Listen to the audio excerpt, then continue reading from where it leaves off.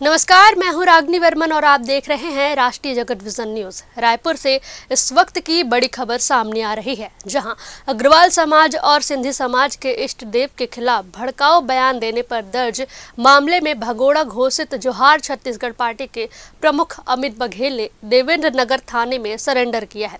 इस दौरान मौके पर बड़ी संख्या में पुलिस बल और अमित बघेल के समर्थक मौजूद हैं। सिंधी समाज के खिलाफ भड़काऊ बयान देने पर अमित बघेल के खिलाफ न केवल देवेंद्र नगर बल्कि कोतवाली थाने में दर्ज हुआ मामले में अमित बघेल के नहीं मिलने पर रायपुर पुलिस ने उनसे भगोड़ा घोषित करते हुए 5,000 का इनाम घोषित किया है।